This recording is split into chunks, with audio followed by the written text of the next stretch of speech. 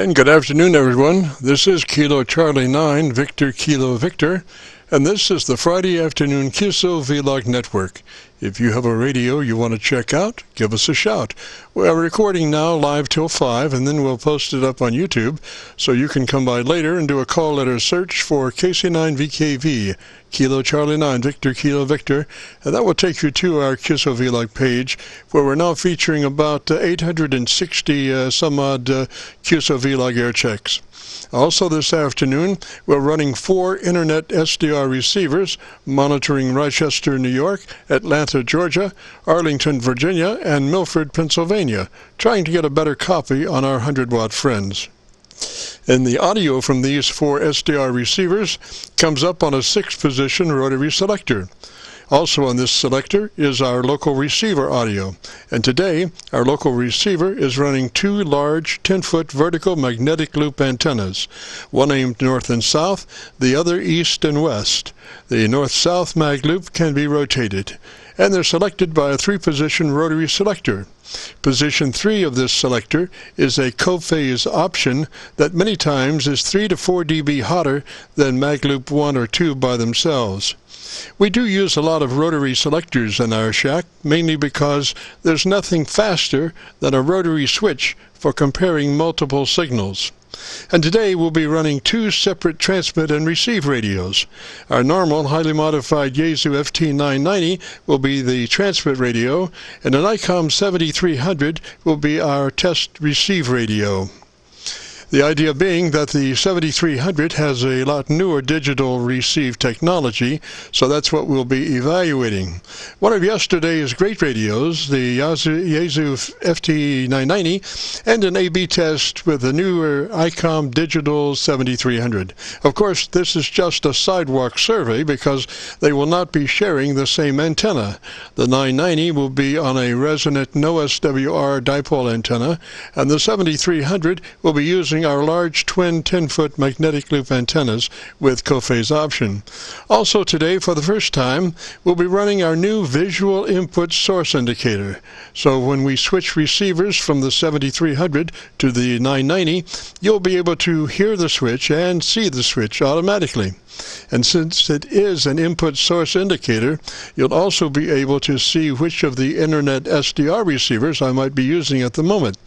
You'll have to check it out on our YouTube Qso-Vlog video. Our new visual input source indicator. Well, those are our working conditions. How about yours?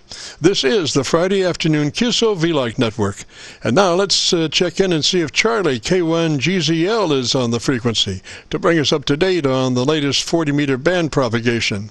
Charlie's QTH is up in the northern New Hampshire area, near the Canadian border, like about 4 miles.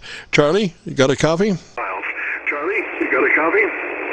I sure do, Jim. KC9VKV, K1GZL, Clarksville, northern New Hampshire, in the clouds. We are socked in. We have been all day. Visibility now is about 150 feet, and we're getting range. That's not fully. Way up to 34 degrees.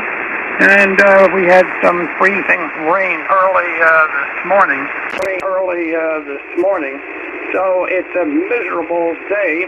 Propagation is very good. Jim, you're at 25/9 receiving you direct, as of course I do not have a computer here. But it's remarkable. It's absolutely remarkable what you can find across the world as far as difference in weather from one place to another. I was talking to Ian-Vk3Mo early this morning, and he was saying how he had to irrigate his farmland completely because it's gotten very dusty and very dry and very hot. In fact, I've got a second or two of them talking about the heat. We're here in Pittsburgh, so maybe Charlie South is hearing you. Okay, wait a minute, I went back to... But you're hearing me. Yeah, maybe outside. It's suddenly extremely hot. It's not. I can't get 70s for you around. Okay, there you are, Jim. But boy, I'll tell you, they've had it down there. We have about, I'd say, 6 to 8 inches of snow left on the ground, which is pretty light for this season, and we have been completely snow-covered since the 7th of November, and here it is, the 27th of December, and that's normal. We hold on to the snow until the middle of April, giving us 5 straight months. KC9VKV, K1GZL, if you copy. Roger, Charlie. Well, and I'm just curious. You do live up on that hill, that mountain kind of thing, 2,000 some odd feet above sea level. Is there a temperature difference between where you are and, say, the lower areas around you? Oh, yes, for a couple of reasons. You take Colebrook. Colebrook is where I do most of my shopping and banking or whatever. That is at 1,000 feet, right at 1,013 feet on Main Street in Colebrook. And we're at 2,030 feet up here, or twice the elevation above sea level. Now, there are two aspects of this as far as the weather goes.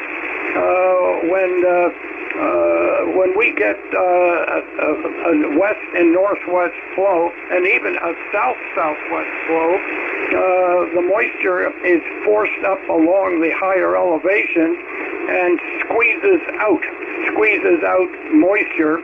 In other words, if I have, say, a south-southwest wind, and they're having, say, snow flurries or rain and snow mix maybe down in Colebrook, that moisture is forced up to my level in 9 air miles. It's 10 road miles, but 9 air miles, and it's like taking a wet sponge right in your hand and squeezing the water out. Now, that's what happens when moisture is forced up the side of a hill. It's called aerograph.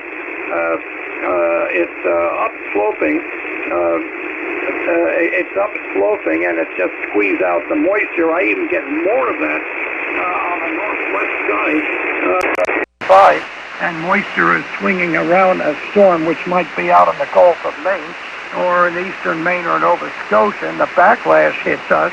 That moisture is coming across the Canadian countryside, which is much lower than I am up here, and I'm only 4 air miles east and southeast of the Quebec border, and that moisture going over Sherbrooke is, it's there, and they may be having light rain or snow or whatever, but they're only just under 500 feet or 485, and that hits the side of the hills here, and up it goes. And as it goes, you're taking your hands with that wet sponge and squeezing it. As it goes uphill, it can't hold the moisture as well, and down she comes. Down she comes with additional snow. So we average over 190 inches of snow on an average year, and the last season we had the maximum at 272 inches. So we got clobbered last year, Jim. K1GZL. Go ahead. Roger, Charlie. Well, Arlington, Virginia just kind of faded out, so I moved up to my local receivers, the 7300 and the 990, and it was neck and neck between those two, although, one is running a dipole antenna and the other is running our twin 10-foot magnetic loop antennas in the co-phase mode. So the 990 and the 7300 quality-wise just sounded just about the same. Now, when that moisture comes up, obviously then it deliberately settles on your antenna. Is that a Roger? Yeah, normally if it's a dry snow, there's no problem. It falls right off. But if you get a wet snow at like 31 degrees or 31.5 degrees, then it sticks. And freezing rain sticks to it. The SWR goes nuts. There's no ice on the antennas now, but when it rains, my resonant frequency drops down, and I do not have an antenna tuner here. Oh yeah, we're used to this sort of thing, and the town of Clarksville, northern New Hampshire here, in Upper Coos County, C-O-O-S, 2 dots over the second O, Coos County. The town plows you out, and we don't seem to be bothered by taxes from the plowing, which I'm very happy. You've got to be plowed out up here, and you absolutely have to have 4-wheel drive. If you don't have 4-wheel drive, there are many days you're not going anywhere. Go ahead. Roger that. Roger that. Well, hopefully everything will stay tranquil up there, and you'll be able to make your almost everyday morning contact to Australia. Roger, Roger. Well, we're going to try. Jim. You're coming in very well here. Here's a few seconds of your signal. The 990 and the 7300 quality-wise just sounded just about the same. Now, when that moisture comes up, obviously then it deliberately settles on your antenna. Is that a Roger? Oh, yeah. It picks me out. Okay, Jim, look, I'll let you get going with other people. There may be many waiting. And, excuse my voice, it's a little off. And I'll catch you hopefully next Friday. And I just hope that the weather is clear and then I can get output here. I don't think I'm running more than 400 watts, 500 watts out. And my SWR is horrible today. I'm tuned up much lower in the band. KC9VKV, K1GZL. Always a good one, Jim. It's great. Roger, Roger. Charlie 3's up that way, and thanks for checking in and saying hello and keeping us advised on what's going up on your neck of the woods there. The 3's to you, sir, and have a great weekend. This is Kilo Charlie 9, Victor Kilo Victor, and a reminder, this is the Friday afternoon Qso-Vlog network, and we're recording now live till 5, so if you have a radio you want to check out, give us a shout. We'll post this recording up on YouTube in the next couple of days. So when you go to YouTube, just do a call letter search for KC9VKV, and that will take you to our Qso-Vlog page. Right now, we've got about 870 or so air checks recorded, and yours, if you participate today, it will be called My Group Air Check 122719. This is KC9VKV listening.